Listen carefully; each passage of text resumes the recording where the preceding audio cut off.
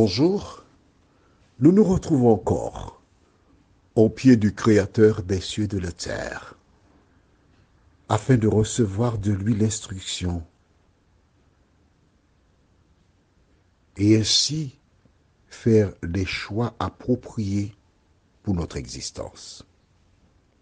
Aujourd'hui, nous verrons de la bonté. Juste avant, prions. Notre Seigneur et notre Dieu, grande est notre joie encore en ce jour de venir nous rassasier, nous instruire à tes pieds. Saint-Esprit, merci de continuer de nous éclairer et de nous fortifier, car nous en avons besoin.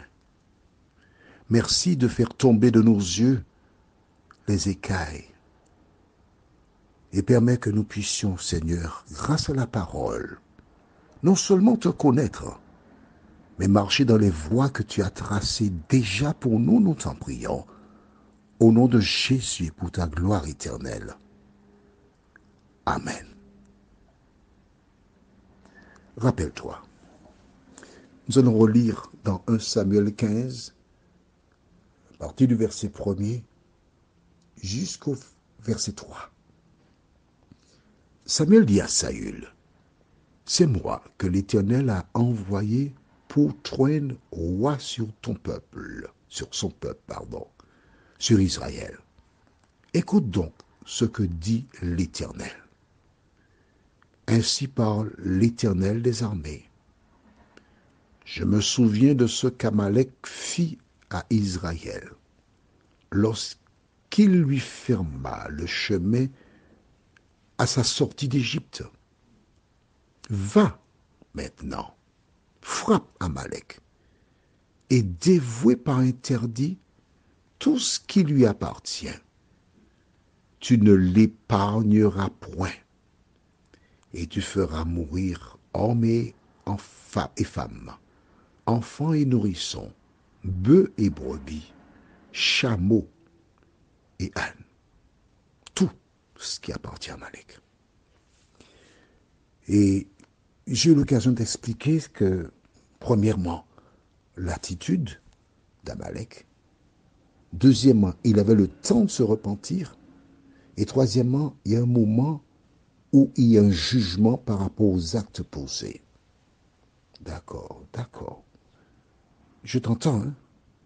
Oui, les nourrissons, les enfants n'ont rien fait, c'est vrai. Alors, dis-moi, les nourrissons et les enfants qui n'ont rien fait, il fallait les abandonner à leur sort, sans père, sans mère? Allez, dis-moi. Parce que dis-toi bien que lorsqu'ils revenaient de la guerre et qu'ils avaient tué, fait des injustices, les adolescents, les enfants d'un certain âge participaient. Et c'était un enseignement qui leur était donné. Et que peuvent-ils faire d'autre que de reproduire ce qui leur a été inculqué depuis leur enfance? Aujourd'hui, nous verrons la contrepartie. Allez, calme-toi, fais pas la tête. Lisons verset 6. 1 Samuel 15, verset 6. Tu vois, c'est comme si j'étais chez toi, assis, près de toi, à la table, et on lit la Bible ensemble. C'est comme ça que je perçois la chose. Hein? D'accord.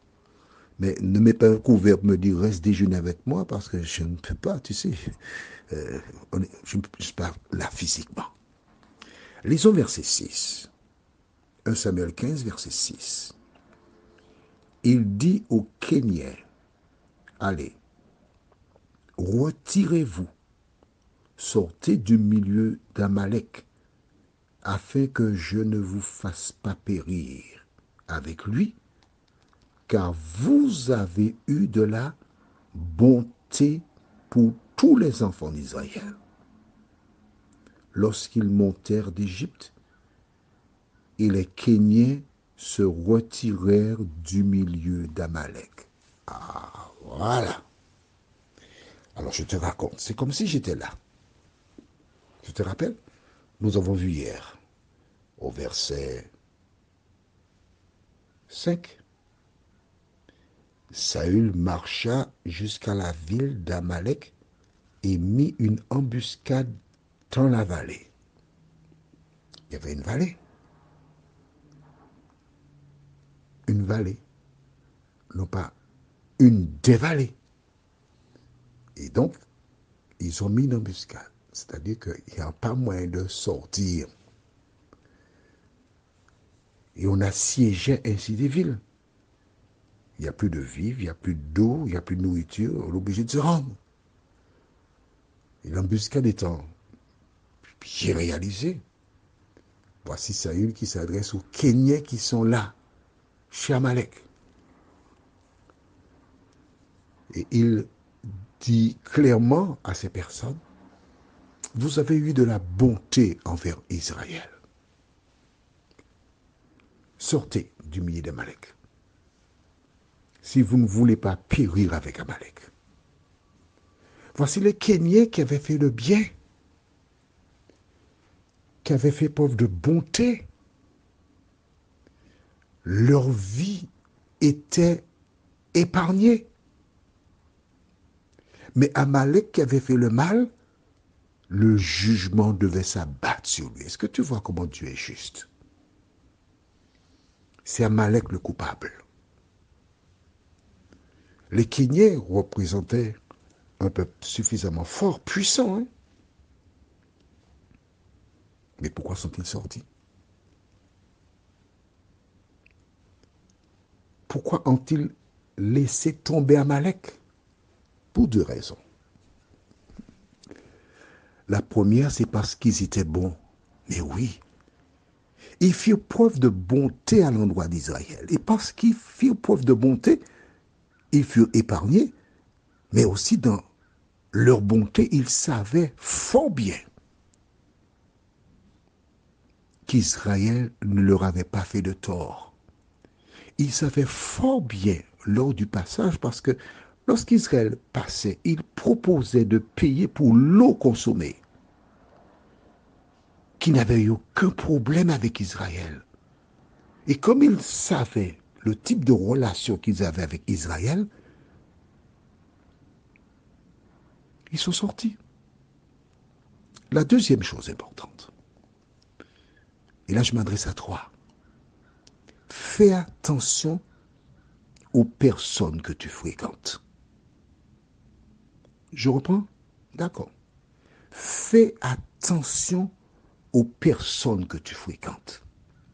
Quand des personnes viennent chez toi, ou bien quand tu rencontres des personnes qui ont toujours des paroles négatives à dire sur d'autres personnes, fuis ces personnes-là. Fuis-les comme la poudre d'escampette. Parce que de la même manière qu'elles disent du mal de quelqu'un, ces personnes, elles diront du mal de toi. Lorsque tu es un enfant de Dieu, que dois-tu écouter? La Bible dit que tout ce qui est vrai, tout ce qui est digne de louange, tout ce qui mérite l'approbation soit l'objet de vos pensées. Les Kéniens laissèrent Amalek parce qu'Amalek était un méchant. Si tu veux te protéger, évite la compagnie des méchants. Prions. Notre Seigneur et notre Dieu, grande est notre joie, notre bonheur, car nous avons en toi la vie éternelle. Merci Seigneur. Merci pour ton amour.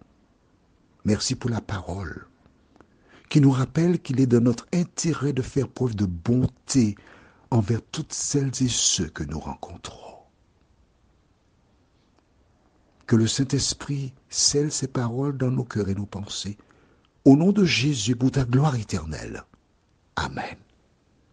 Je te souhaite une excellente journée et n'oublie pas, fais preuve de bonté, car c'est la bonté des Kéniens qui les a protégés.